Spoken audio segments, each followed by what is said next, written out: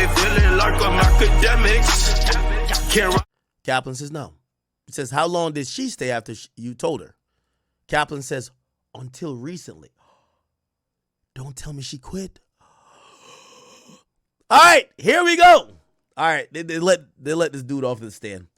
We call Scott Mescudi. Kid Cudi takes the witness stand in a leather jacket, white shirt, and a blue jeans. AUSA says, what do you do for work? Kid Cudi says, I'm an actor and a musician. I'm known as Kid Cudi. AUSA says, who is this in this photo? He says, Cassie. Oh, my God. We about to get to it today. Oh, shit. Oh, shit, chat. Kid Cudi on the stand.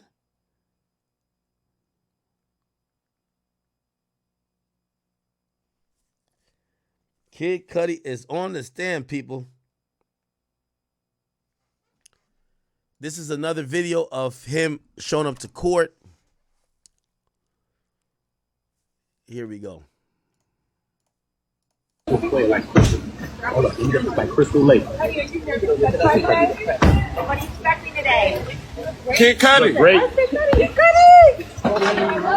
That's just serious. Why he going to the side? Now watch out, man. Don't come. They got people come close. Can't come across that lane till they secure it. Sorry. Can't come across that lane till they secure it. This a one in a lifetime footage right here. Let me get on here. This thing was hustling. Fuck. Building my ass.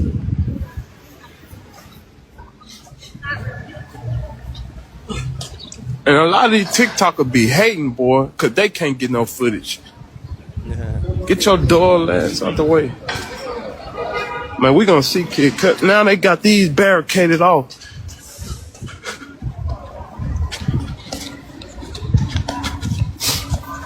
nigga hustling. By the way, it's raining in New York City again. It's been yesterday and today.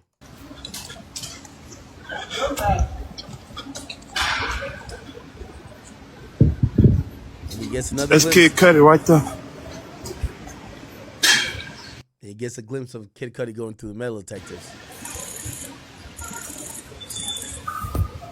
Taking off his jacket. He's wearing this. And he's going into federal court, people. Taking off his watch. They're not playing around. Now, not all witnesses show up at the front. Cassie never showed up at the front. By the way, Cassie was guarded by HSI agents. She was a main witness. What this tells me, chat, is that Kid Cudi voluntarily is showing up. Cassie was escorted to that building with HSI agents, Homeland Security agents, who brought her in a separate entrance from what you would see. You never seen her outside. Okay? Now, Dawn did walk through the front. But Cassie, you never seen her in the front. What it tells me is that, yeah, Kid Cudi got subpoenaed, but he's going there on his own recognizance. Like, you know, the government knows there's a chance that maybe he would try to fight the subpoena or deny the subpoena or not show up and be held accountable for not answering the subpoena. So he walked up in that court confidently because he wanted to do this motherfucking thing. Again, maybe he didn't volunteer, but he definitely got subpoenaed. Okay, so bet. He's on the stand. They show him a picture. He says, that is Cassie. Scott says, and I got to imagine, Diddy's probably looking at him like, Playboy, I should have fucking blew up your house with you in it, nigga. Kid Cudi says, we dated in 2011. AUSA says, anyone else she was involved with? Kid Cudi says, Sean Combs. AUSA says, what do you know about their status? I knew that she and Combs had some problems. They weren't dating anymore. So basically he's trying to say, it's not like she cheated on him with me. They weren't dealing with each other. But everybody know, when that's your bitch, even when you're not together, that's still your bitch. Everybody know that. Come on, man. Come on. So you know Diddy was still tight, right? But Kid Cudi's making it clear, when I got with her, she was not with Diddy, okay? They had problems. I knew they had dated before, but they weren't together at the time. AUSA says, in December 2011, did law enforcement respond to your home? Kid Cudi says, yes, I had a break-in. Cassie called me at 5 or 6 a.m. She said, Sean Combs found out about us. She asked me to pick her up, so I did. AUSA says, why? She was worried. AUSA says, what was her demeanor? Kid Cudi says she was very stressed and worried. AUSA says, where did you go? To the Sunset Marquee. AUSA says, why? I thought it was safe. It was off the radar. So they go to some place named Sunset Marquee. Looked like this was maybe a hotel or something of the sort. Yep, it's in a West Hollywood hotel. And they were trying to lay low. Let's look at it. Okay, it looks pretty cool, Chad, huh? I've been in West Hollywood a lot. I've never seen this place. Okay. It looks low-key, though. Nice. So he brings her there. By the way, I see someone in the responses already saying the obvious. She's trying to protect him. He's trying to protect Cassie. You could tell he's not here to play the rapper role of, oh yeah, I don't know nothing about nothing and blah, blah, blah, blah. You know, like trying to keep it like P or whatever the hell people be saying when you don't snitch but you take the stand. He's here to say, that was my ex-girlfriend. These things are true. She was scared. I was trying to protect her. Okay? By the way, I do not believe that what he's doing is considered cooperation, snitching, or anything else of the sort. Okay? Okay. Let's keep it going. We're waiting. While we wait on more messages about Kid Cudi and Cassie interview. Did Kid Cudi ever talk about Cassie before? I don't think he ever did. Don't think he ever did. Did we ever see Kid Cudi and Cassie? Did we? No, right? Go off and do my thing, and I was able to work with a lot of. This is why I knew Diddy was evil. Cassie used to look beautiful with all that hair. Because I ain't gonna lie, her face right here don't look as pretty as it does when she has hair. That nigga, I think Diddy was putting her through a humiliation ritual. It was like she was a pretty girl and he wanted to denigrate her as much as he could, kill her self-esteem, and also at times, I know people followed it because it was a trend in terms of shaving half of your head. I think he did it to kind of, I think it was like punishment. Ain't no way Diddy was like, oh, you look better like this. No. Great producers and writers and learn a lot about myself. What was it like making that transition from working with him heavily to working with people? Diddy had her looking like Manny Pacquiao. Like, come on, bro. She look like Manny Pacquiao right here, bro. Like, there's some of Diddy's actions that make you feel like that can't be love, bro. She might have loved you. And maybe in a weird twisted way, he did have some love for her. But I do believe, you know, my theory on this is that something happened that Diddy he grew to be detestable of her. I don't know what it is. Maybe he found out that she fucked somebody he knew. Maybe early on in the relationship, she was dealing with somebody. Like, he had to lose, because all signs are pointing to he would never let Kim Porter undergo these things, which is going to show you, because I do think Diddy has some issues from childhood. But he was, and maybe just Kim wasn't going, but he didn't look to try to put Kim through like this humiliation shit to belittle her, to make her feel like she was nothing. But with Cassie, 100%, he appeared to be trying to have her feel a lack of a self-worth. Diddy, because he seems quite scary. Well, I always worked with. He's not scary. The man itself actually scares me. Oh my god, please do be a little bit nervous.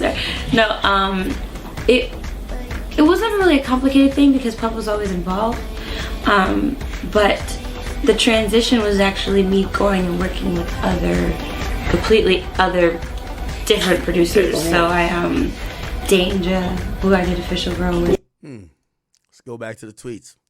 Kid Cudi's on the stand, y'all. Thank you for tuning in. AUSA says, who else did you speak with? Kid Cudi says, I spoke with Capricorn Clark. She's sounding near tears. What did she say? That Sean Combs was in the car near my house. Brian Steele. Objection. That one is overruled. Okay, it's about to get spicy, y'all. It's about to get spicy. Now, we got to start looking up this Capricorn Clark person. So, Diddy's former, assistant, Capricorn Clark. Is this her? Did Capricorn come forward? Capricorn has been found, y'all, because... Who's Capricorn? Again faced yet another case. Proverbs 4:14. He dropped bombshell after. Here's what to pretend they never wanted the skin. After that, she made another round. Oh, it's Capadonna. Okay, here we go. Former assistant never took anything from him and instead was nothing but giving throughout the year she worked for Diddy. This means even Diddy confirmed that Capricorn is pretty reliable and credible, so people started getting suspicious when she made shocking statements about Diddy a week after Cassie settled the lawsuit and a few days after new lawsuits were filed against her ex-boss. And once again, Diddy became the center of attention after more people accused him of serious offenses. If you think this is controversial enough, wait until you see what Capricorn posts on her ex account right after. Here's what she wrote. Black women end up being the sacrifice for last 11 years of my life, I had deal with everyone's nonsensical allegiance to the devil. After this post, many people think Capricorn was referring to Diddy when she wrote the word devil. Oh, she flipped on Diddy. The only person seemingly not flipping on Diddy is Christina Karam. But we did hear from the last assistant, they said until she worked for Diddy until recently. So maybe she stopped working for Diddy and now she's flipped. If you ask me who's still in Diddy's corner, Gina, she's holding on. She still thinks she could be wifey. She probably still want a kid by Diddy. So Gina's still holding on. Other than Gina, we have, who else? Christina Karam, who, by the way, I think if she takes a stand, Diddy might as well just reserve his bunk in a prison. That chick is the key and the glue to everything. And if you could read Cassie's 35-page bombshell lawsuit, the singer mentioned how countless people tried covering up for Diddy. Now, that sounds very intriguing. Her post continues with, I pray that ends. I don't think highly of any of you. Can't keep your head down plus pretend it is cool no more. Do better. Once again, Capricorn didn't mention anyone, but fans quickly noticed how she said working for someone in particular during a particular period. And keep in mind, the reason why we're reading this, Capricorn is mentioned here. Kid Cudi says Capricorn called her in tears. And he says, what did she say? That Diddy was in a car near my house. Remember, this is Diddy's assistant, which you could tell.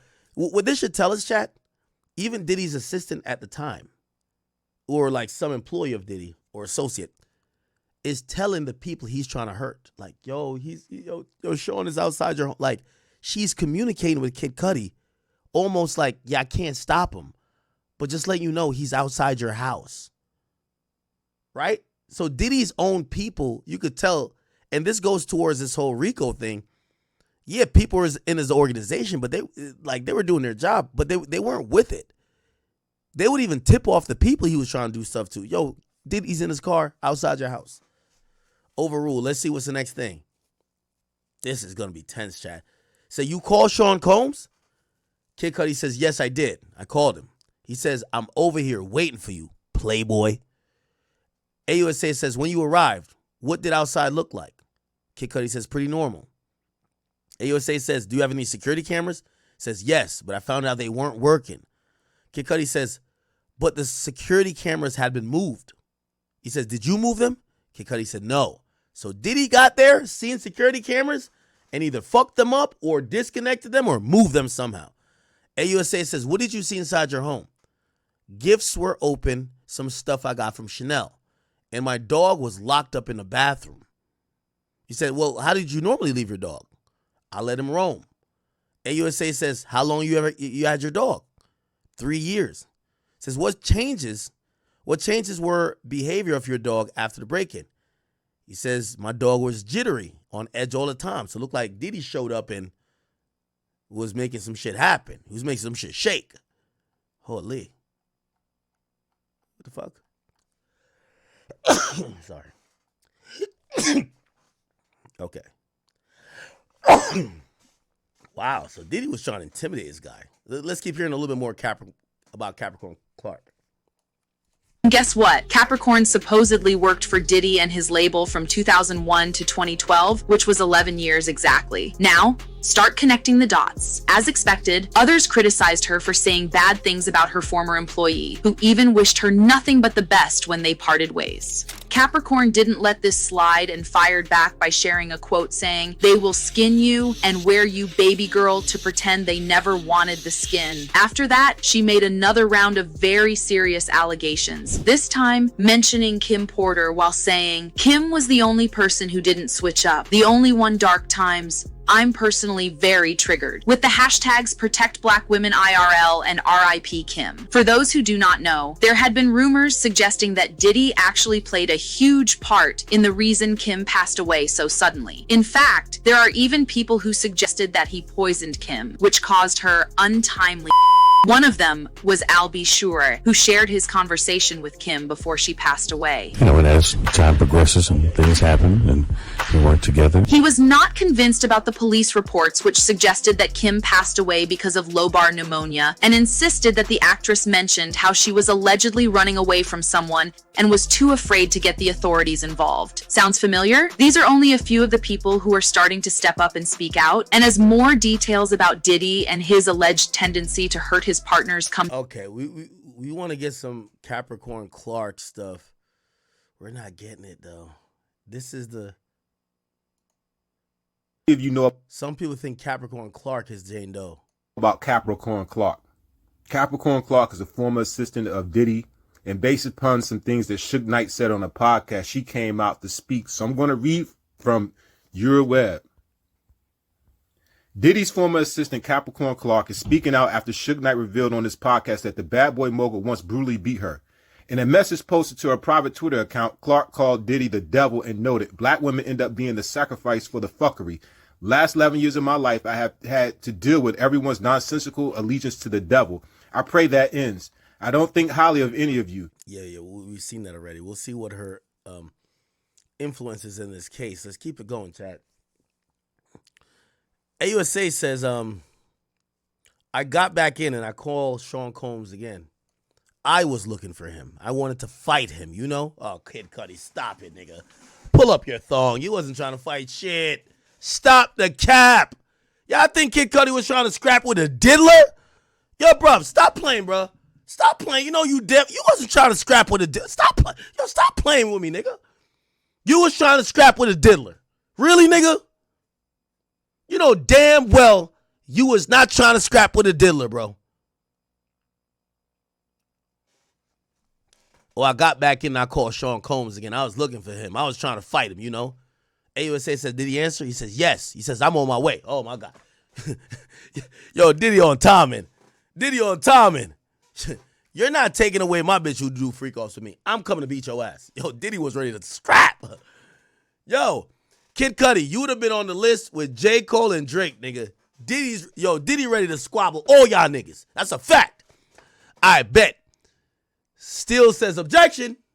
Judge says grounds. Non-responsive. What? Still overruled. Come on, Steele. You gotta. You know, this is the big press day. We all want to hear what Kid Cudi got to say. You got to body him. Like, yo, chat, I hope you know what's going on. Brian Steele has to body Kid Cudi today. He took win so far. He popped up with Flores. He killed Flores. Bodied the YSL trial. Could you body Kid Cudi? He wears a thong and a crop top, for God's sake, and a skirt. All right, here we go. Judge says, ask a new question. AUSA says, when you saw Cassie, how did she seem? Kid Cudi says, depressed. AUSA says, did you see Cassie in Connecticut? Kid Cudi says, yes, she needed it. Oh, shit. Now we get to find out when she went to Connecticut, to where her parents are from, to tell her parents about how Diddy been beating her ass. Kid Cudi slid up there and piped her down. That's when Diddy hit up the parents and said, yo, I'm going to keep it a bean with y'all. I need 20 bands. Your daughter been cheating on me with some bum-ass thing named Kid Cudi. I need my money. They took out a home equity loan. They sent Diddy $20,000. Diddy gets his bitch back. He returns the $20,000. Okay, it's all making sense. AUSA says, did Mr. Combs call you? Yes, he hit me a few times. Oh, I ain't gonna lie. Diddy's on timing. Diddy's on timing. Like, Diddy wasn't ducking no smoke. Diddy wasn't ducking no smoke. Oh, my God. He said, what did you say? I said I ain't want to talk with him. He broke into my house, hurt my dog. Yo, Kid Cudi, you pussy. That nigga's on your head top, nigga. He broke into your house, did all of that. Yo, why he looking for you? You should be looking for him. This you could tell the pussy nigga in every situation. Kid Cudi, you wasn't trying to fight that nigga. You called him saying, y'all want to fight. He like, I'm on my way. What happened? You said you hit him a couple times. Or he hit you a couple times. You say you ain't want to talk because he broke in your house. He hurt your dog, nigga. You got to slide. Chat, you don't think I'll slide for Pluto? Did you and Miss Ventura break up? Yes. Yeah, man. Let go of that nigga bitch. That's Diddy's bitch, nigga. What about your car? My dog's babysitter called me and told me my car was on fire. The diddler set the shit on fire. Diddler set this shit on fire. Yo, Kid Cudi, I don't care. You gonna lie in his testimony. Diddy was punking you, nigga. Don't act like it's talking about I wanted to fight him. Every time you hit him, he said he's on his way. You go to Connecticut, he was hitting you like, yo, what's like you're saying, yo, I don't want to talk to you no more. You hurt my dog. Why Diddy looking for you? You should be looking for him. If you like that. So where were you? He says, I was at a relative of my ex-girlfriend. So he kind of in a roundabout way saying, I was fucking on my ex-girlfriend. I wasn't with Cassie. I was fucking on an ex-girlfriend. Talking about at a relative of my ex-girlfriend. Stop it. Where did you go? I went to my house, 8925 Hollywood Hills Road. AUSA says, let me show you 6 pictures. Do you recognize? Kid Cudi says, yeah, that's my Porsche. Yeah, nigga. Yeah, nigga. Yo, I ain't gonna lie to you. Nah, I can't. I feel like this is doing too much over a girl, though. So Diddy blew up that nigga Porsche, man. Nah, Diddy really blew up that nigga Porsche. Yo, chat, why every time we're getting to the good shit, chat, y'all know I gotta go in like 40 minutes type shit. Damn. I ain't cutting the stream. I wonder if I can make up some shit. I'm gonna tell my lawyer. Even though I'm on stream, they might be like, yo, nigga, you just said this in front of 20,000 people. What are you talking about?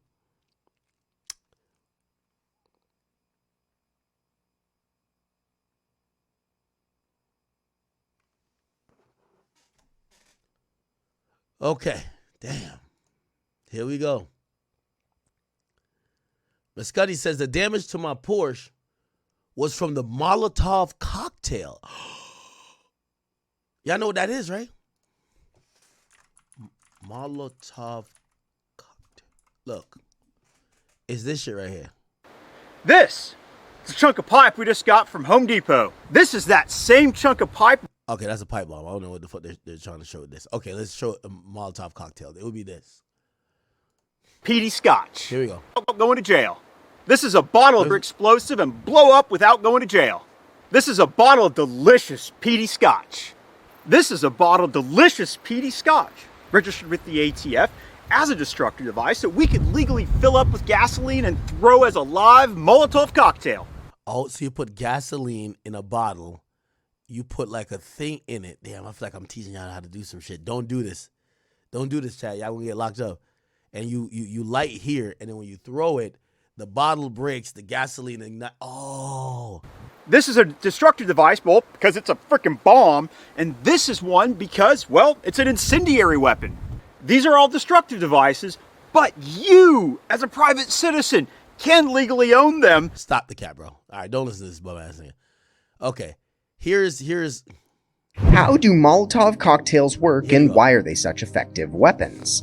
In their simplest form, these devices are just bottles filled with flammable or combustible liquid like gasoline or alcohol, along with a rag that stops up the bottle top, resting in the fuel inside.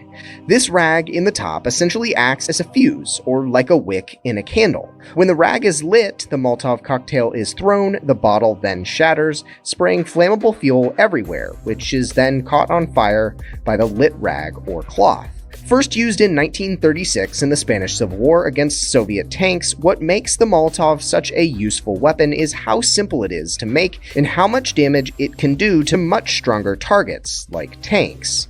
Over the years, Molotov cocktails have been refined and even mass-produced, but at their core they remain the same incredibly flammable device. Sometimes thickening agents are added to the fuel to make it stick to the target, dealing even more damage. Anthony Arnold, thank you for the 5 gifted. Appreciate you, my boy.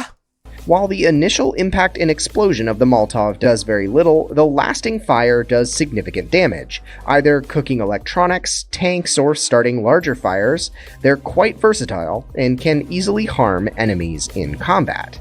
The combination of their simplicity and ability to inflict massive damage is why we're seeing these devices used so heavily by Ukrainians seeking to defend their homeland in the recent conflict with Russia. Wow, okay. Damn. I only see that shit on movies and GTA, but now we're seeing it. Damn, Diddy did that? AUSA says, what was your reaction to your car being set on fire? Kid Cudi says, what the fuck? It says, objection. It says, overruled, okay? What? The judge says, break. Oh, man, don't break right now. Holy shit. Diddy and, Kid Cudi is testifying about the arson. Kid Cudi arson. Why we never... There may be I thought a lot of people knew about this because obviously... So, carried... Has Kid Cudi ever talked about... I'm outside a wet federal court in Manhattan, where we are about to start day 9 of the criminal trial against Sean Combs. Today, we're going to be hearing a testimony from rapper Kid Cudi, who has said through a spokesman that his car exploded in 2012 following threats by Mr. Combs that was contained in a $20 million civil suit filed by Cassie Ventura. Today is expected to be the first time that the rapper is going to go into detail about this incident. We are also expected to hear more testimony from Combs employee George Kaplan, who testified yesterday that he helped set up hotel rooms for the hip-hop mogul, stocking them with lube, baby oil, and Mr. Kaplan also said that he picked up drugs from Mr. Combs on several occasions. I'm outside a wet federal court in Manhattan, where we are about to start day 9 of the criminal trial against Sean Combs. Today, we're going to be hearing a testimony from rapper Kid Cudi. Yeah, I heard Kid. Wow.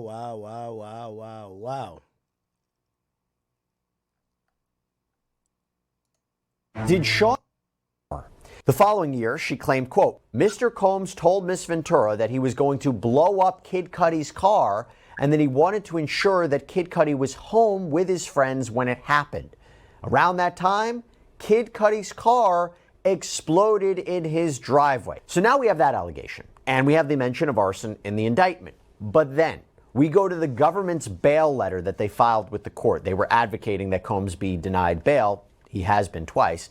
And they allege, quote, in the early morning hours of December 22nd, 2011, the defendant and a co-conspirator kidnapped an individual at gunpoint to facilitate breaking into and entering the residence of Individual 1. By the way, Individual 1 is not named, but we'll get to that.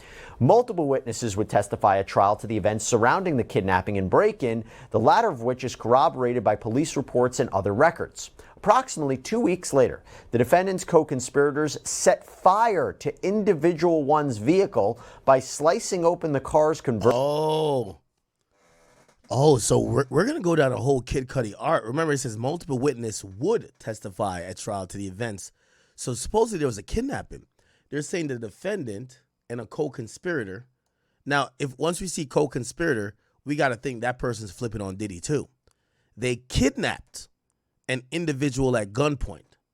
So Diddy and somebody who had a strap put a gun to somebody, kidnapped him to get into Kid Cudi's crib. Okay? They get up in Kid Cudi's crib, and then essentially they put a dog in the fucking thing. They open all the gifts. They kind of vandalize it a bit just to kind of send Kid Cudi a message like, nigga, you know we could come get you anytime. 2 weeks later, the defendant's co-conspirators, and you know what I think is going to happen? The people who Diddy had set fire to this shit, they're going to get immunity and tell on Diddy. Look, defendants co-conspirators, because they know who it is, co-conspirators. They know who. Because they would, if they didn't know, they'd be like, oh, the defendant, or they would just accuse him. It says the defendant co-conspirators set fire to individual one, which is Kid Cudi's vehicle, by slicing open the convertible top and dropping a Molotov cocktail inside the interior. Convertible top and dropping a Molotov cocktail inside the interior. Police and fire department reports extensively document the arson and conclude that the fire was intentionally set. Multiple witnesses would also testify to the defendant bragging about his role in destroying individual one's car. Hence, why we can make the argument that they are referencing Kid Cudi. This echoes Ventura and the indictment. Actually, I should say that while this mirrors Ventura's description of events, she said this happened slightly later than when prosecutors say it happened, about a month or so difference. But putting that to the side, Kid Cudi actually responded to Ventura's claims in the lawsuit. His representatives told the New York Times back in November, when this suit was filed, this is all true. Mark Agnifilo, a lawyer for Mr. Combs, said there is no allegation that Mr. Combs was involved in these actions or directed anyone else to take them. It's clear the government doesn't know who set fire to the vehicle or how it relates to Mr. Combs, who denies any involvement. Hey, by the way, thank you so much for coming to us for our Sean Combs coverage. Well, it's kind of a science. Well, it actually is a science. You have to take each step of the investigation. So this is the arson investigator. By the way, we're on a break, a slight break. Hopefully they come back soon. They haven't came back yet. All right, we're waiting. Fuck is this?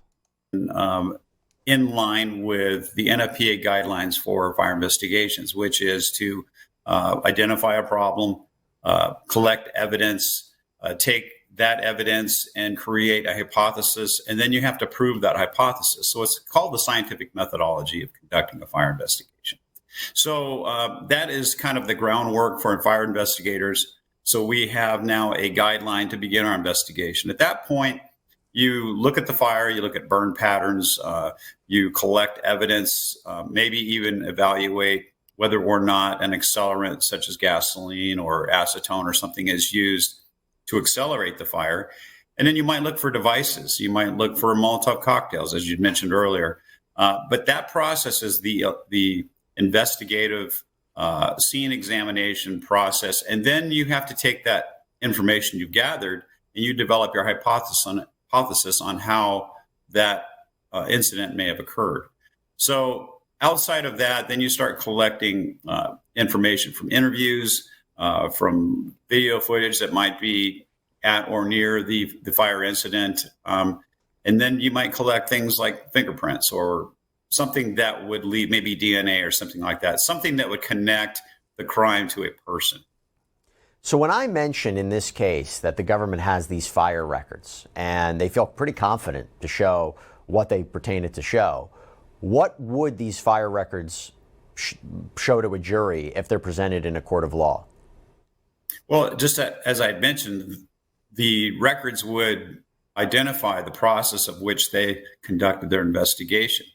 In a courtroom, attorneys understand the guidelines for fire investigations. So if their case is weak or if they're feeling a little bit threatened by the progress of prosecution, then they start picking apart the actual investigative process. And they will take it line by line, item by item. They'll challenge every aspect of the investigation. And then they may even start picking apart the qualifications of the fire investigator. So that is why it's so important to try, as an investigator, to try your best to follow the provisions outlined, the standard of care, I call it, of NFPA 921, which is the guide to fire and explosion investigations. And then also make sure that your credentials are solid. You have to have continued training and certification. So that's kind of what you would expect to see in those reports. Do you have any concern that this is from 2012, right? That's a long time ago. Would that change anything about these records? Would it change? I mean, obviously, if you're talking about a fire investigator coming on the stand, like any witness, you're dealing with something that's from so long ago. There could be witness memory issues. But in terms of the fire records from so long ago, anything we should be thinking about there? Well, as long as the fire investigator conducted his investigation in accordance with the guidelines, provided that that investigator, whoever that may be, is qualified to conduct that investigation, a record is a stamp in time, if you will. The facts don't change unless the investigator, and I do this with my reports, is I leave it open-ended. So if additional information should come forth that may change the outcome or change the direction of the investigation, the investigator has the ability to add a provision or a clause within that report to say, upon further investigation or additional information, I have the right to change my opinions or enhance my opinions. Right. So I think the report, as it sits, is fine unless an investigator has additional information they may have collected. So when I'm laid out the facts as alleged by the prosecution and as alleged by Cassandra Ventura, and you're talking about allegedly a Molotov cocktail being used to blow up this car, what do you expect prosecutors will do to show that this happened? Can they prove that it was intentional? How can they prove that a Molotov cocktail was used? Well, the evidence of the Molotov cocktail being in the vehicle and the slash of the roof is evidence that a suspicious fire or an intentional fire has occurred. So that information is pretty solid. And then you have to start looking for intent. Why was this even done? Was it an act of revenge? Was it an insurance fraud situation? That you have to kind of figure out what was going on. So when you do your interviews, you have to ask the questions, when were the last payments made on your vehicle? Are you upside down in the car? You have to kind of weed out all of the things that may be on the sidelines. And then you just kind of focus your attention on, okay, have you had any recent threats? Have you had any phone calls that may have been made that threaten you or your friends or your family? And then you start honing in on motive. And, arson, there are several different types of motives: arson for profit, revenge, crime cover-up, that type of thing. So as an investigator, you have to begin to weed through all of those potential motives and have to hyper-focus your investigation on who did this? Who are the suspects? Who are the players in this potential arson crime? And once you do that, you start asking the questions. It's no different than a detective seeking out information with regard to a homicide or something like that. So you have to be able to ask the appropriate questions. It sounds like with the reports that I'm reading is that the investigators have gone down that path and they have a lot of confidence that they have their person. Just to follow up on this, though, how confident can you be that it was, a Molotov cocktail? Why do I say that? I imagine defense attorneys will say, you're saying it's a Molotov cocktail. We can prove it's something else. Maybe we can prove it was not intentional. And if we can even if we can't prove it was not intentional, if we can say it was caused by something other than a Molotov cocktail, it's kind of a chip at the prosecution's case, right? If you can provide an alternative explanation. So how can they be confident that they can say, again, that it was intentional, it was a Molotov cocktail? Is that, if they're painting themselves in that way, right, and that's what seems to be, is that they have to feel confident that that was what it was. The fire investigator has to feel confident that that was what it was. What are some telltale signs that, again, it was intentional and a Molotov cocktail? Well, the first thing you do, whether you have a container to carry, a Molotov cocktail basically is a container with some form of a fabric, or we call it a fuse, that the container is holding whether a gasoline or some form of a flammable liquid. So we know that we have the flammable liquid, and a flammable liquid is really not supposed to be inside of a vehicle. So you have that element that there is something foreign that has been introduced to the interior of the vehicle, and that can be determined by the use of an arson dog or canine. They go in and they identify areas that an accelerant may have been used, and at that point you collect lab samples, you collect seat cushions, carpeting, whatever. and then you send that off to a lab for further examination, and they make a determination what type of accelerant it is. So that kind of, you set that aside, going, well, we have an accelerant inside of a car, and then you start looking for fragments of a bottle. And if you can even piece together some form of a container that's been thrown in the vehicle, that helps. But ultimately, the gasoline inside the vehicle is not a normal thing. So you've got the element of an arson just in the fact you have gasoline in the car. So, I think that may be where they're going with this. Even if somebody says, well, it wasn't a Molotov cocktail, which is another charge, actually, because it's a device that's been constructed for the purpose of setting a fire. So there's a separate charge with that. Those would be state charges, right? I mean, this is more of part of an overall federal racketeering case. I do want to ask you this. You mentioned DNA. That perked my ears up. Is it possible that, given the description I laid out, that DNA could be present in that car? To the extent, obviously, Kid Cudi's DNA would be in the car, right? It's his car. But the idea of knowing who allegedly was operating this Molotov cocktail, what are the chances you get DNA from that? Well, the chances, in reality, the chances are fairly slim. But in certain cases, DNA has proven to be very helpful, such as a discarded cigarette, or maybe some gloves that have been left behind at the scene, or maybe the container that was used to carry the gasoline to the scene. All right, enough of that, man. Is it back or not? Let's get to the shit. Here we go. I think the break should be over. Oh, the break's still going on? Says, shit, I understand why Kid Cudi was smoking before he jumped on the stand. Let's fucking go, bro. Damn, we're still on a break. Was not handled with gloves. It might have just been somebody's raw fingers that are on this thing, and which is transferring DNA. So there's different transporting of DNA to a scene. So if you can get that from something, whether it be a door handle or whatever it might be, that's something that investigators would consider.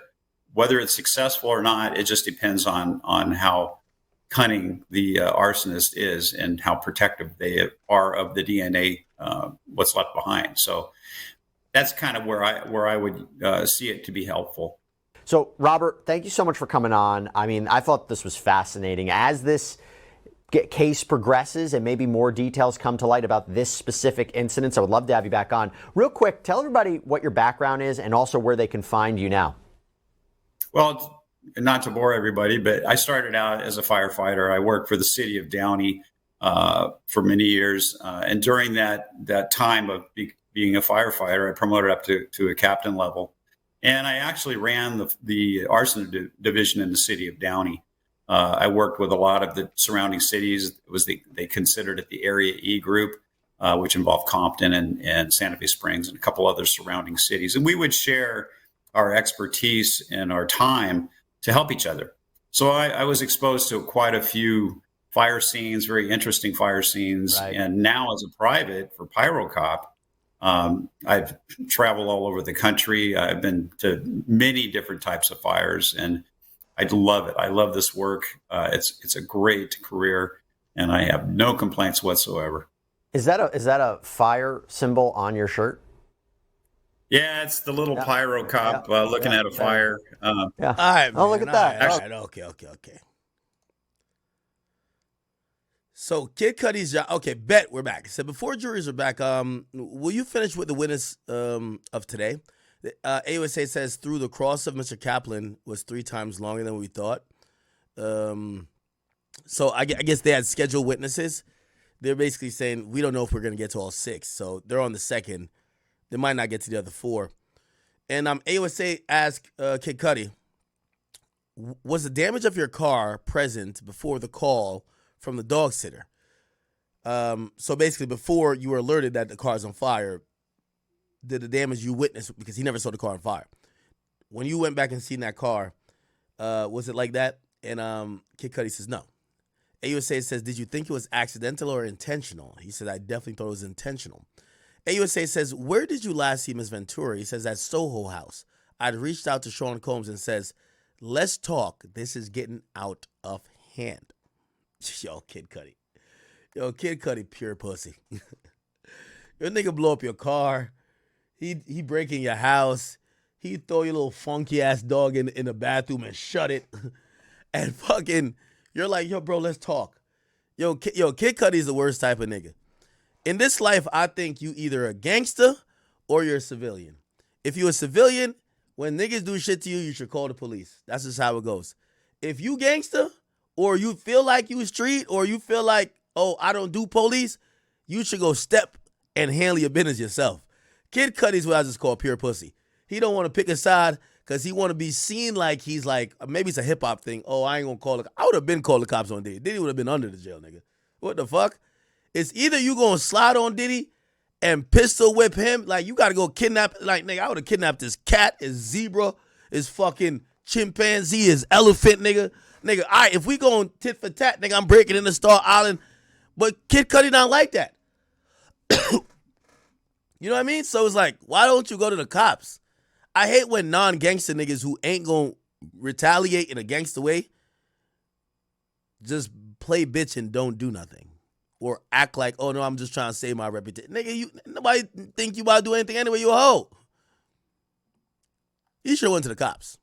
So he said, instead of going to the cops or anything, he called the nigga who did all this shit to him and said, let's talk it out. Huh?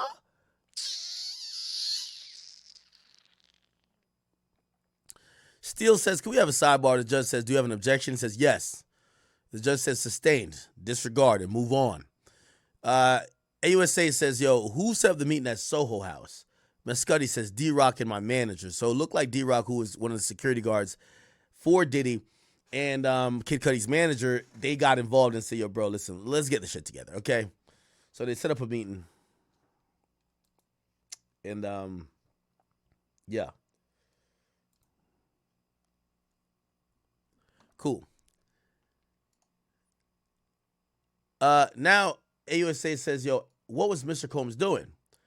Kid Cudi says, standing there like a Marvel supervillain. He said they go to the meeting at Soho House, and Diddy's standing there like a Marvel supervillain. Kid Cudi says, he said we were homies, but he said, you know that's my girl. Kid Cudi said, what did you say? You could tell Kid Cudi, he a bitch. He said, bro, he copping pleas to Diddy. Yo, a nigga done threw your funky ass dog in the bathroom. He went through your whole house, ransacked it, and then blew up your car. And you over here copping, please, bro. I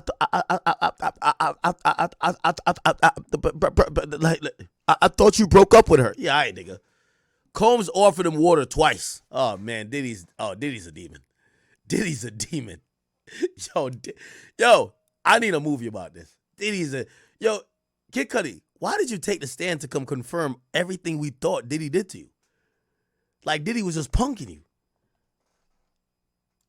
Nigga, you should have been on the shit like, yo, y'all can't get me to admit this by hook or by crook, nigga. Hell no.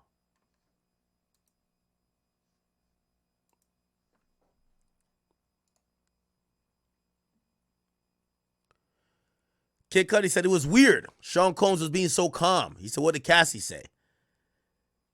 That we had fallen in love and things happened. What did you say to Mr. Combs? I said, what about my car? He says, I don't know what you're talking about, Playboy.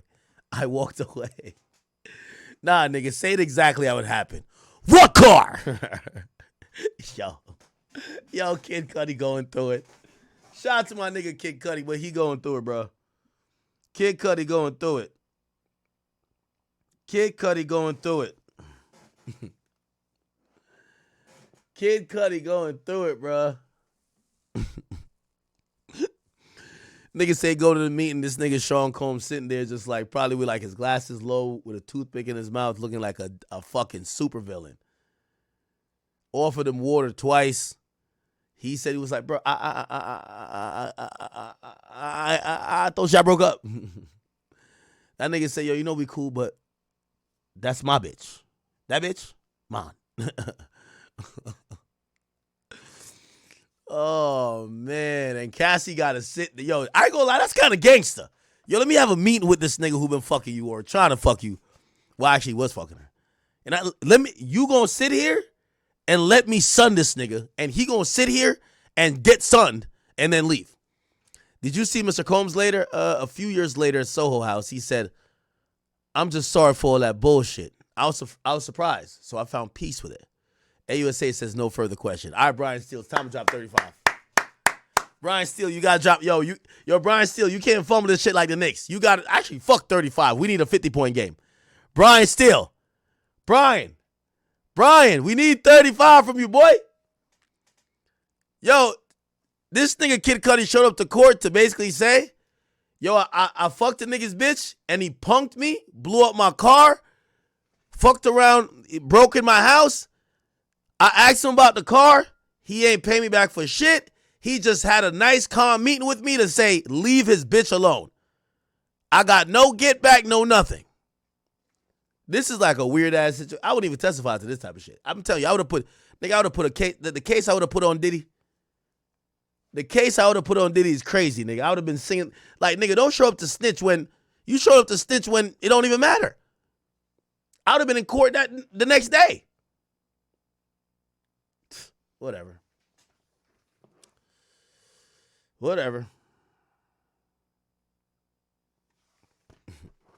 All right. Brian Steele about to step up. Oh, man. I'm telling you, the best times come when I got to step away. All right, Brian Steele says, I want to ask you a couple questions about your Porsche in 2022. Kid Cudi corrects him. Nah, it was 2012, buddy. Steele says, I apologize. Did you get a call about damage to your vehicle? Any surveillance footage? Kid Cudi says, nah, my dog's babysitter did send me footage of the damage, though. Okay. We got to see how Brian Steele going to play this, chat. How will Brian Steele play this shit? How will Mr. Steele play this?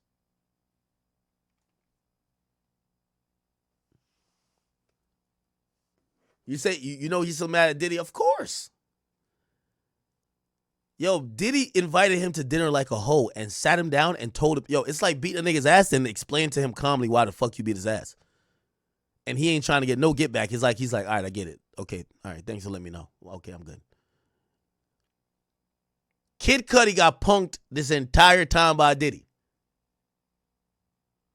That is crazy.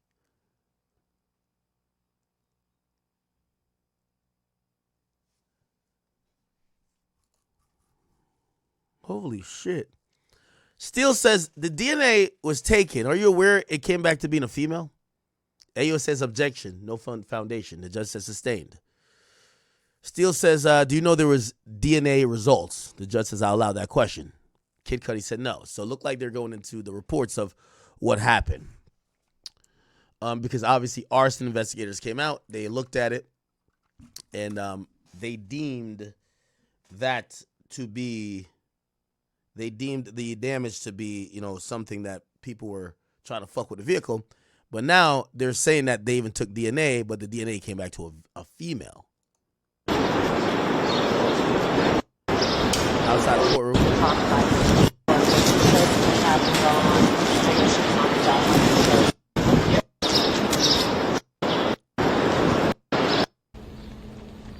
This is earlier.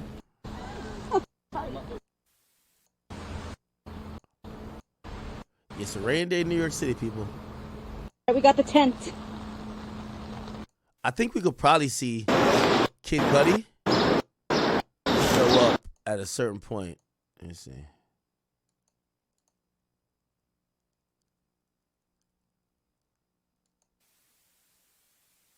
Yeah, this is Diddy physically assaulted her when his former personal assistant, George Kaplan, is done. Kaplan said he picked up drugs twice for Diddy and that the rapper threatened his job on a regular basis. But to back up for a moment, earlier in the day, we heard from psychologist Dawn Hughes. She testified. Oh, this thing is doing drops. Which police is this? New York City police are like this. Oh, this is what the reporters do when they're not on mic? Oh, shit.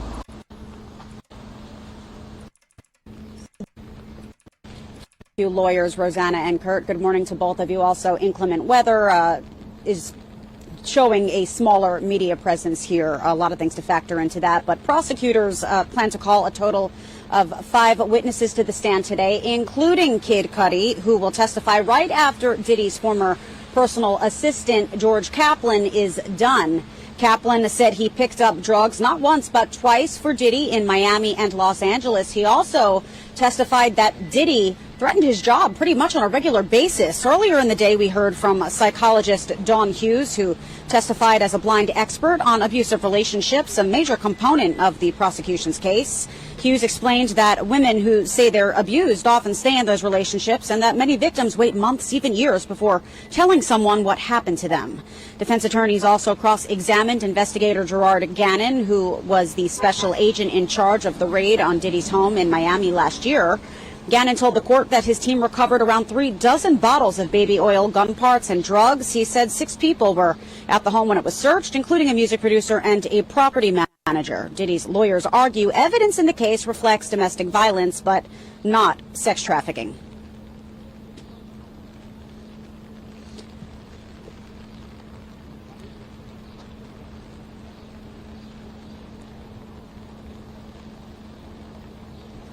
All right. Wait.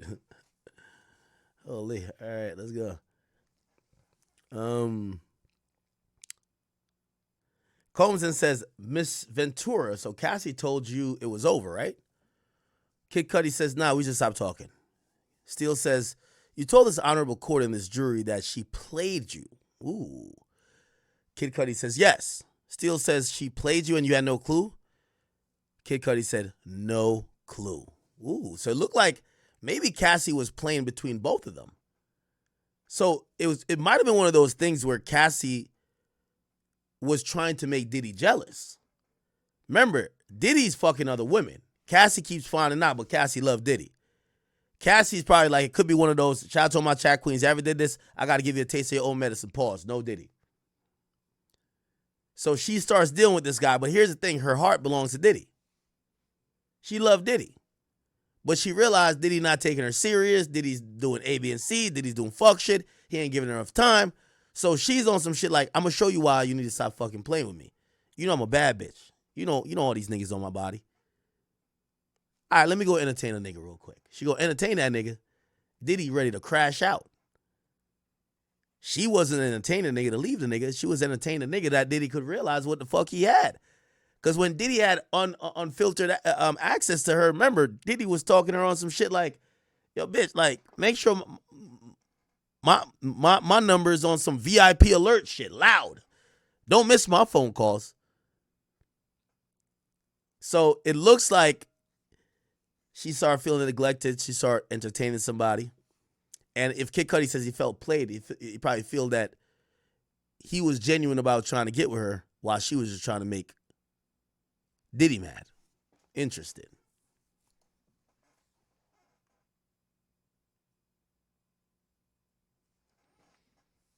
Okay.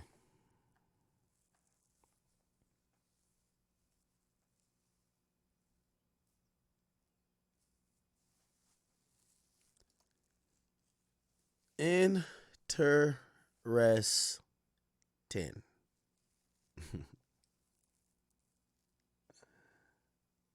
Somebody said, can't no regular nigga go to war with Diddy. Yeah, Diddy was stepping on business. I ain't gonna lie. Diddy was standing on business when it come to all this shit. Cassie Ventura back in 2011. Last week, Ventura told the court that Diddy physically assaulted her when he found out about their relationship. She also said Diddy threatened to blow up Kid Cudi's car. And according to police reports, Kid Cudi's convertible was set on fire by an incendiary device back in 2012, but Diddy was never formally connected to that investigation, and the defense insists that prosecutors are wrong in that accusation. For now, we're live here at federal court in Lower Manhattan. Kurt and Rosanna, back to you.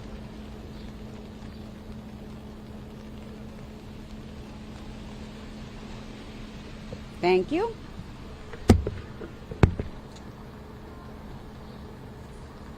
Right. I salute you. All right. No Roy today? Oh, let me give you your thing. I did finally. The guy was riding by on the bike, so confused. Scott had to shut out the window for him. Right. What do you say? Hola. All right. Yes. Hold on. Hello?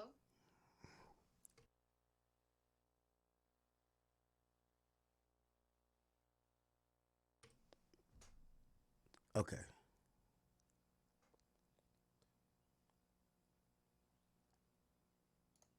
All right.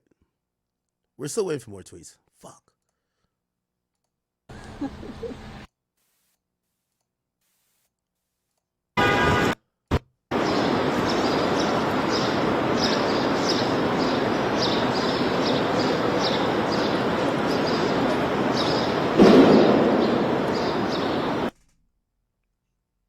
Please stop. Jesus Christ.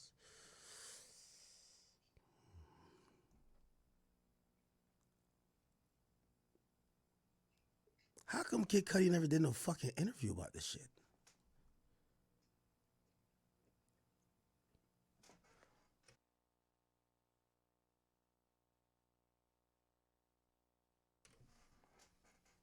Nah, I'm coordinating with somebody in court right now. I'm coordinating with somebody in court. Hold on.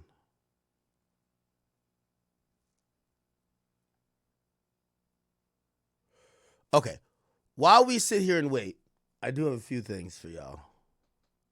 So we have some more footage of, not footage, but pictures of what happened with the raid.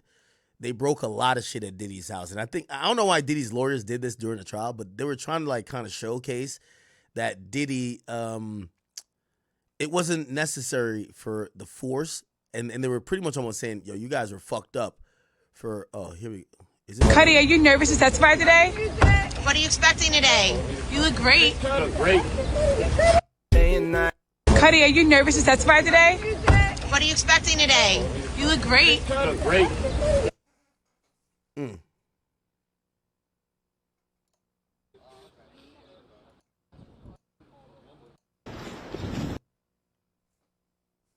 Oh shit, I gotta go to this thing in a second. When's the last time we seen? I love this. This is great. A Ninja Turtle rap back. He turns around and like. Nah, this was 2011 or 2012. Remember, Cassie was fucking him 2011. You got Kid Cudi coming out of hide. It's like those Old Spice commercials. I love this. This is great. He has one of those Mercedes SLSs with the gull wing. That nigga looks stressed out, man. Yeah, I know why he got a Mercedes instead of a Porsche. Like those. That boy will never get a Porsche again in a day in his life. Coming out of hide. It's like those Old Spice commercials. I love this. This is great. He has one of those Mercedes SLSs with the gull wings. Right. And he walks up to the car and we ask him. Okay. All right.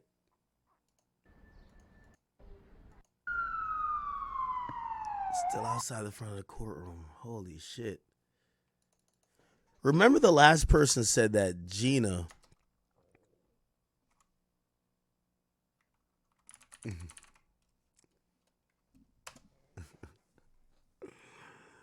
This Gina girl, Gina and Capricorn Clark is gonna like become very important.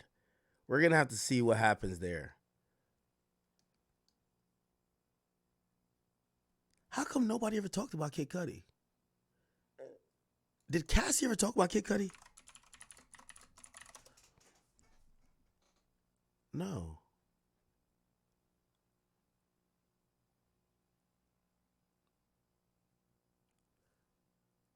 Cassie never talked about Kid Cudi. Publicly, at least.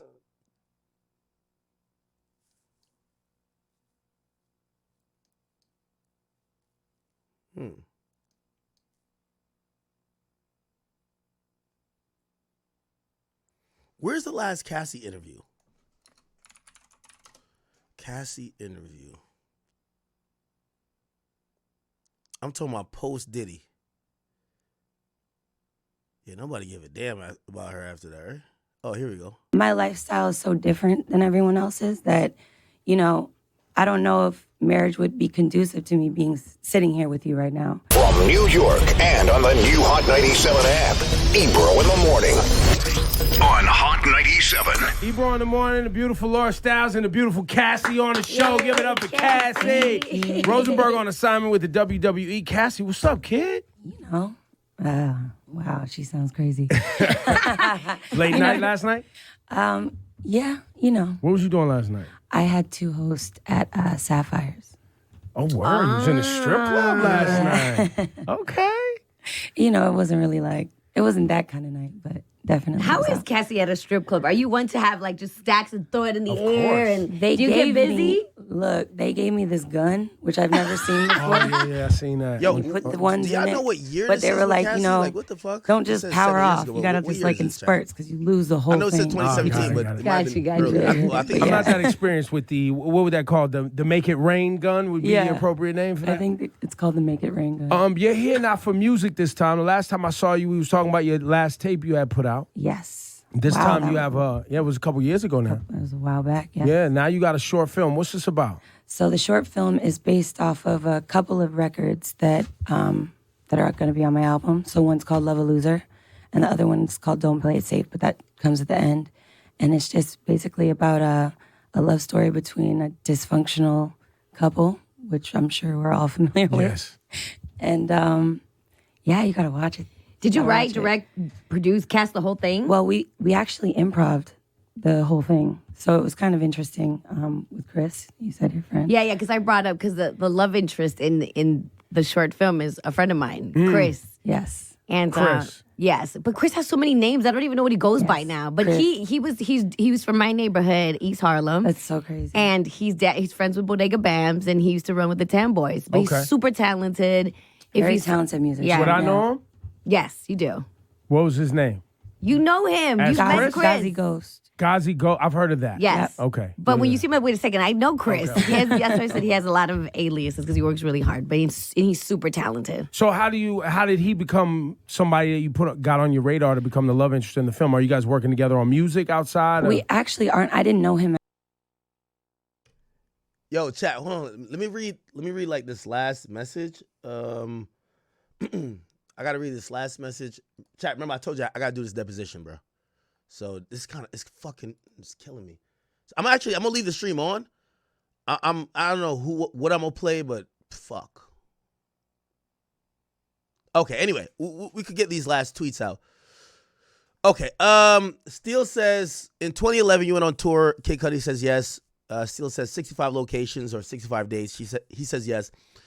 Then it says, Steele says at the time, Sean Combs is an icon, right? Of course. Kid Cudi says yes. And Steele then says, so you and Miss Ventura had a sexual relationship? The AUSA objects, which is kind of interesting objection. It appears that they're trying to protect Cassie or probably try to protect the fact that, Cassie was just for the streets, bro. Like, you know what I mean? Like, they're trying to make it seem like Diddy was the only one fucking her. She was clearly cheating on him and cheating on everybody, right? Okay. Then there's a sidebar. Steele says, no, Cudi says, Steele, can I? The judge says, no, you can't. Do that on redirect. Steele says, do you want to tell me something? So now Steele just puts in a question because they can't volunteer shit. They got to be asked because it's cross. Miss Cudi says, Sean Combs asked me about doing a song with Miss Ventura in 2010. And Steele says, thank you. Chat, I got 5 minutes. Oh, okay, well, we got one more tweet. Steele says, you believe they left your front door unlocked? Kid Cudi says yes. So there was no forced entry. No. So basically they're almost saying that like somehow they had a key, even though according to reports, they put a gun to somebody and that's how they got in. Steele says, just presence open door, locked in the bathroom. I'm not belittling, just asking. Did you call Sean Combs? He says yes. Steele says, was he calm? Yes. Chat, y'all gonna hate me for this, but I told y'all I have to go. I'm gonna leave this on. I wish there was somebody else like that could fill in for like an hour for me. I got to do this virtual deposition for my dog bite. Oh boy. Institutes, right? She's making payments to them allegedly. She's having them come, so she's involved in some of the alleged criminal activity, and that's an yeah. Moschino a number one. When me check it out, I can tell name brand, yeah. Versace is a booger man. The most bad man, yeah. Number. All right, man. Somebody gotta get billed for that, man. My time is 5 bands an hour, man. It's wasted 2 hours of my time, bro. I'm good though. Big Ack is back. I'm about to order some steak for Pluto, man. That's my boy. I'm ordering some steak for my nigga. Big gangster. That's my love. Yo, Chad, I'm gonna be honest with you. I don't even like dogs. I don't even know how much, like, Pluto's my first dog ever. Like, he's my heart. Like, the way that nigga look at me, bro, like, I know that's my love. I'm about to bring him in here, too. I'm about to bring him in here. He might as well stream with me, because this nigga, he got me doing depositions for him. I'm about to get my boy. I got to go get my boy. Oh, I'm muted? No, I ain't muted. I'm about to go get my boy. I did a 2-hour deposition just now, man. They asked me all type of dumb shit. They ain't clout chase though. They ain't asked me about no crazy shit. They asked me about DJ Vlad and off the record, but whatever. All right. What happened with Kid Cudi? Now I ain't bringing him in here because I definitely gotta catch up on this Kid Cudi shit. Did Kid Cudi say something crazy? Damn, chat. All right, I thought y'all was gonna leave me. Some of y'all did. Fake ass niggas. The real one stayed, I could tell. Still got 14,000 in here. We lost 10,000. We lost 10. It's all good. All right, chat. Let's get it, right? Okay, so we're going to back up a little bit. So we got Kid Cudi, who was on the stand. This is 3 hours ago. I'm sorry. I think court is still going on. So just lock you with me real quick. We're just going bang, bang, bang, bang, bang. I got to hit everything real quick. So Kid Cudi gets on the stand, right? This is after he said he's a musician. They ask him, yo, they show him Cassie. They said, who's Cassie? They're like, we dated in 2011. They said, who else was she involved with? He said, Sean Combs. What did you know about their status? He said that I knew that she and Sean Combs had some problems, that they weren't dating no more. AUSA says in December 2011, did law enforcement respond to your home? Kid Cudi said, yeah, I had a break-in. Cassie called me at around 5:30 or 6 a.m. She said Sean Combs found out about us. So looked like Diddy probably snatched her out of her sleep. So if she called that nigga at 5:30, you know what that is. Diddy went through her phone after a freak off, nigga. Saw the shit like, you fucking Kid Cudi? A nigga that wear a thong? Oh, hell no. She said Sean Combs found out about us. She asked me to pick her up, so I did. Yeah. AUSA says why? She was worried. They said, what was her demeanor? Very stressed, very worried. Where'd you go? To Sunset Marquee. They said, why? I thought it was safe. It was off the radar. AUSA says, who else did you speak with? Kid Cudi said Capricorn Clark. She sounded near tears. By the way, this is one of Diddy's former assistants. What did she say? That Sean Combs is in the car near my house? Brian Steele says, objection.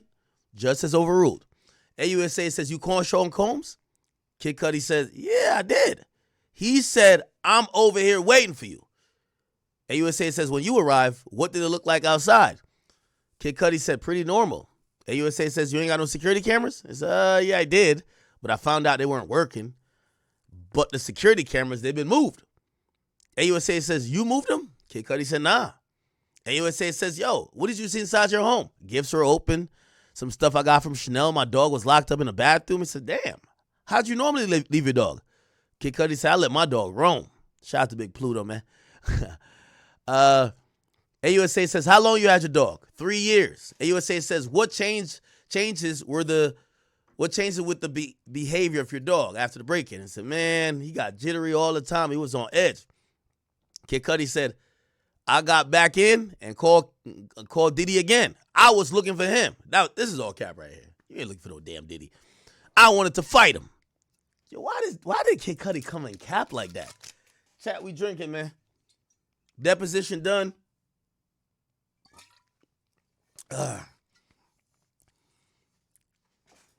Somebody said, yo, I was reading y'all comments while I was up there because I had y'all on like my iMac stream. Niggas like, yo, Ack upstairs snitching. I was trying to. I hope so. Yo, I need that for my soundboard. Yo, why when I say I need shit for my soundboard, there's one guy who sends me shit. Bro, send me some shit, man. I need I hope so. I need this. I need this, Jack. Yo. Yeah. Do you know what monogamous mean, Kodak? No. I know, exactly. That means, can you be faithful to one woman? One woman. Chat. You said I couldn't wait to drink? All the way. Yeah, I Forever, just could. you and her. Listen, the other night I fell asleep on the phone with a girl. I ain't do that since like middle school. So that's your girl. What was you saying to her? We were just chopping it up. Like, So you for, like her? for the first night ever, you talked to only one girl. Yeah. Is that Like, the one? I hope so. Okay. Hope so. I hope so. Okay. Hope so. Okay. I hope so.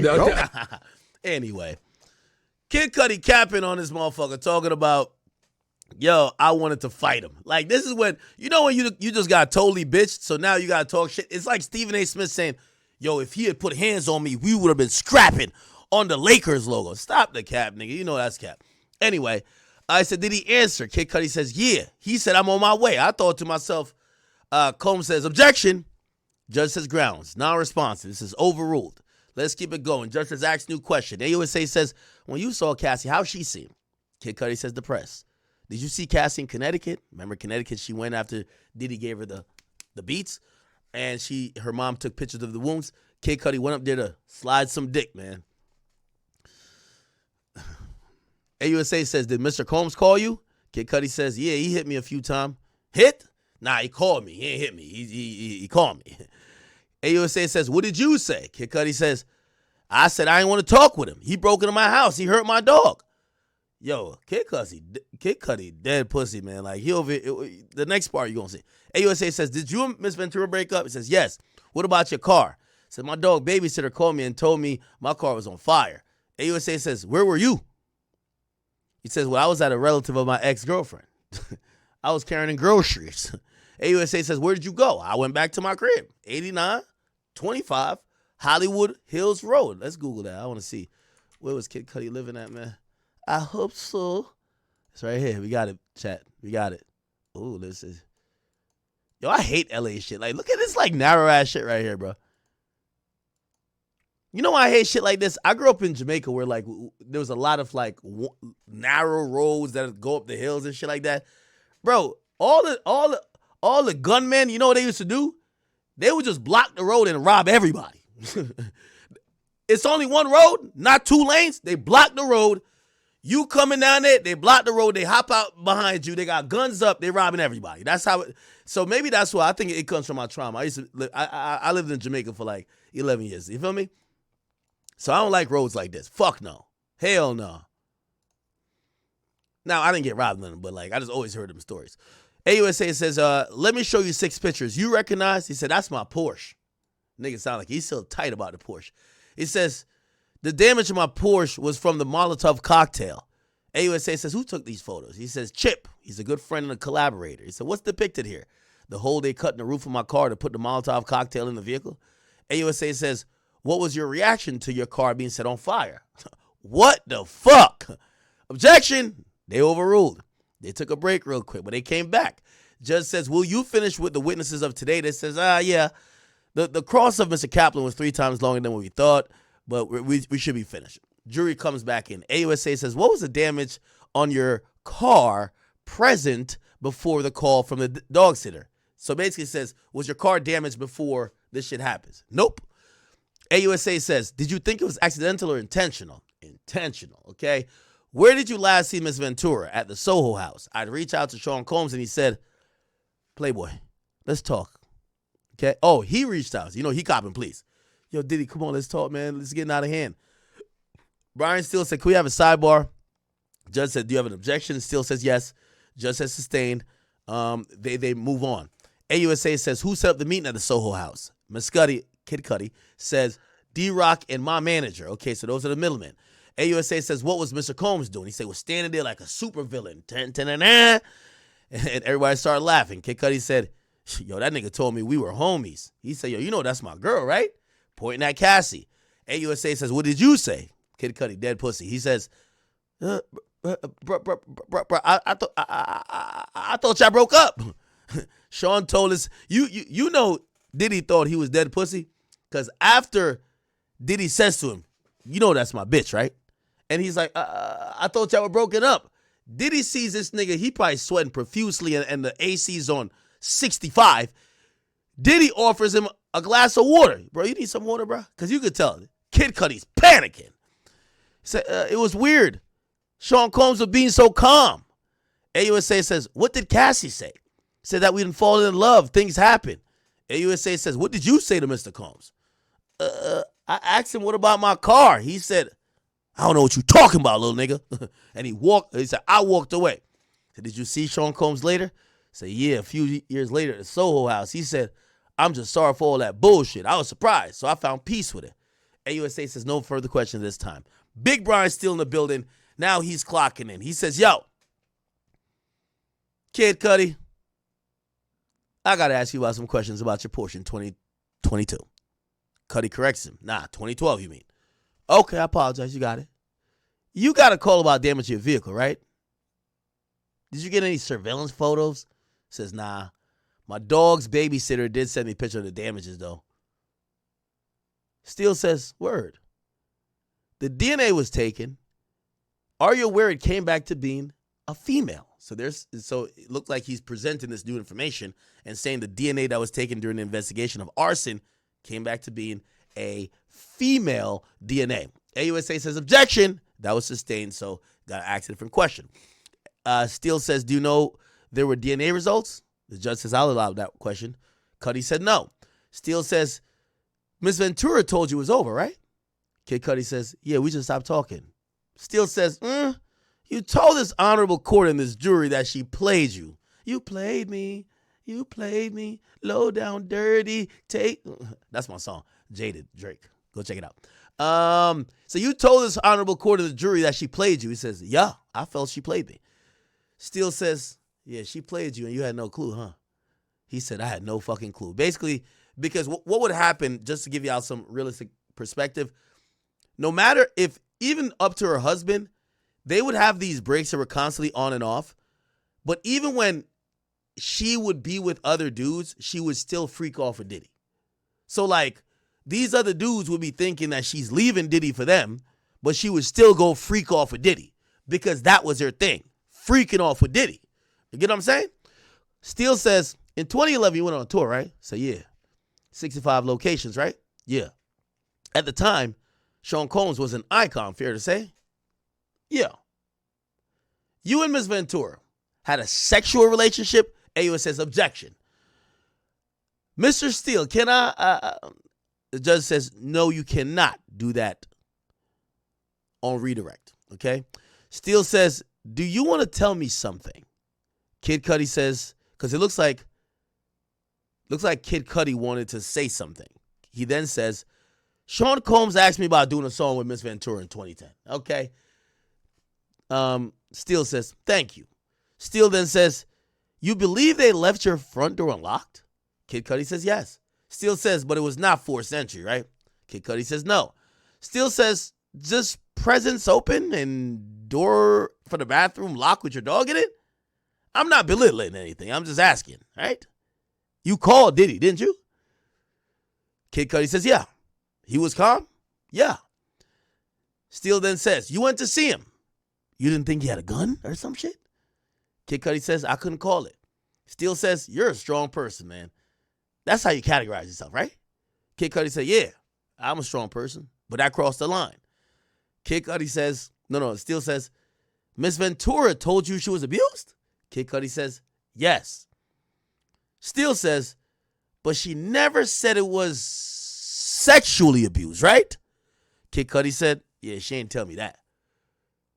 Steele says, you loved her. Tell me if I'm wrong. Kid Cudi said, I did. So he admits he loves Cassie. Kid Cudi said, no. Steele says, you got played by the same person who played Sean Combs. Cassie Ventura. Oh, shit. I told you this thing was a bulldog.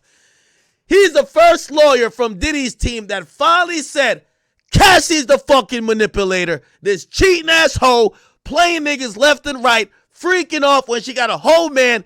She's a fucking hoe. Finally, chat. It took Brian Steele. Brian Steele got tired of the fuckery, chat. He got tired of it, man. He got tired of it. You got played. Yo, memes. Grab this for me. I need this for the gram. Yo, You got played by the same person who played Mr. Combs, Cassandra Ventura. So what they're trying to say is she lied to you because, they're setting it up for the jury. Damn. It sounded like she was telling both of y'all she was with both of y'all. She told you she was done with him, and she was telling him she wasn't fucking with you. That's why when y'all meet up, Diddy gonna tell you, like, yo, that's my bitch. Like, I don't know what you doing, but that's my bitch. Like, what you doing? Kid Cudi the whole time is thinking, that's not your bitch. She say y'all don't go together. Y'all don't go together real bad. So Steele doing his thing. Okay, Brian Steele. Brian Steele says, in the 13 years since, have you ever been notified in California that there have been any more action on this car fire? Kid Cudi said no. Brian Steele then comes back and asks, yo, did Cassie have 2 phones? Kid Cudi said, I don't remember that shit. Steele says, got you. 3512, that's an exhibit. Kid Cudi said, oh, shit. If I said it, I said it. So this is an exhibit where apparently he said before that Cassie had multiple phones. Must be an interview or some type of meeting with the government. Steele says, Kid Cudi, you know what a Kevin Durant burner phone is? Kid Cudi says, untraceable. Okay. Steele says, the trespass, you call it a break-in, right? Miss Ventura told you she had given your home address to Combs. Oh, shit. That's explosive. That's explosive. So look like Cassie lined up Kid Cudi.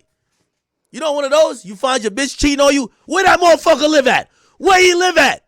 So she gave up the address to where Kid Cudi live at. So, by the way, you know what Brian Steele is painting? How are you, like, we get you in love with her and shit like that, but it sounded like she was playing both of y'all and that she lined you up. She lined you up, nigga. She told you she gave your address to somebody. She lined you up. Oh, nah. YSL Steele coming in big. This is the first one to describe Cassie exactly how some niggas might see it. A scallywag that was cheating, main eater vibes. She was doing whatever to keep the bag, fucking with 2 niggas, lying to both. Probably telling Puff, I don't fuck with him. Telling the other nigga, oh, I broke up with Puff. He beat my ass. I'm done with him. I want you now. Puff just was about business. He gonna blow up a car over his hoe. That's facts. Okay. So Steele points out that he ain't been keeping it P. And also gets him to admit, look, the trespass, you called it a break-in, right? He's basically saying, yeah, Miss Ventura told you she gave your home address to Combs. Kid Cudi said yes in the morning. Drop the mic. No more fucking questions, Your Honor. How y'all blaming my client when the same bitch he claims he loved lined him up? Lined that nigga up. Lined him up like a pants seam. Cassie lined up Kid Cudi. Close that back door. Can't get snaked by my freak off partner. I'm playing. Okay. Here we go. Damn. You know one of them ones though, chat? Now, granted, I think the government needs to come back and spin this. They need to spin this and say, Kid Cudi, after she told you she gave Sean your address, why did she say she gave it to him? And it got to be something where, oh, he was beating me, he was whatever, and he forced me to give your address. Because otherwise, it looked like Cassie on that backdoor vibes, okay? So the government got to come back. Hold up. The judge says redirect. Okay, here comes Miss Johnson. Miss Johnson. Yo, it says, what did Miss Ventura confide in you about abuse? Kid Cudi said that he would hit her and sometimes kick her. See, they trying to set it up. Look, you see the play? Check it out. AUSA says that they're the break-in. Was she carefree? Cudi said no. Says, what did Capricorn Clark tell you? Sean Combs, an affiliate, forced her. Oh, shit. Forced her into the car to come to my house. I called the police. How would you describe Cassie that day? Just really shook that he found out about us. AUSA, what's your relationship with Miss Ventura's end? Oh, when did it end? Why did it end? The drama. It was getting out of hand. I wanted to give it space. He said, what drama? The break-in. For my safety, her safety. Steele says, objection. Judge says, what grounds? Steele says, speculation. The fuck? They overruled it.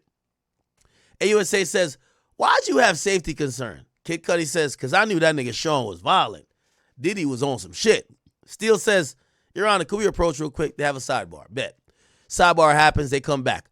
AUSA says, the meeting in the Soho House. Combs said, I don't know what y'all talking about your car. Did you believe him? Steele says, objection.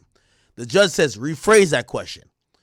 AUSA says, what was your understanding? Meaning, what was your understanding about the conversation that happened in the Soho House? Mess Cudi, which is Kid Cudi, says, I thought he was lying. So he took away that when he asked Diddy about a car, whether Diddy said, what car, little nigga? Or Diddy said, I don't know about no car. He took from that Diddy was lying. AUSA drop mic. No further questions. The judge says any recross. Steele actually stands down. The reason why he stands down, I think he wants his drop mic moment because they didn't address it. He thought they were going to address it. They don't address. They only bring up lightly about the abuse. They don't bring up why Cassie gave Kid Cudi's address to Diddy, knowing that Diddy wanted to crash out niggas that might blow up a car, might disappear a nigga, or might Tupac Shakur a motherfucker. Respectfully, love Tupac. But still, the AUSA does not touch on that. So that's why I think Brian Steele doesn't recross. You know why? The jury's going to be like, wait, so y'all talking about arson, but the same woman that is supposedly in the middle of this love triangle dropped the addy to the side nigga's crib that Diddy, if he did do that, could go do that? If that's the case, she complicit. What Brian Steele keep doing? You know what he did a good job of right here? He proved that she's a co-defendant, bruh. She's a co-conspirator. She's a manipulator. What do you say right here? He says, yo, you were played by the same person that played Mr. Combs, by Cassandra Ventura. You got played by the same person who played Mr. Combs, by Cassie Ventura. Okay, bet. All right, we cooking now. All right, bet. So, Cudi is done. All right, Cudi's out of there. They take a break. Yo, let's go real quick. I don't know what played while I wasn't here. Here we go. I just want to find this break right here. I want to hear how Kid Cudi performed because this was all before the lunch, okay? Shit, here we go. Okay, here we go, chat. Bingo. Chat, my bad. I had a little deposition, you know what I mean? They try and put Pluto in jail. I told him about hook about crook, man. Pluto my heart. That's all I can New York, nigga, huh?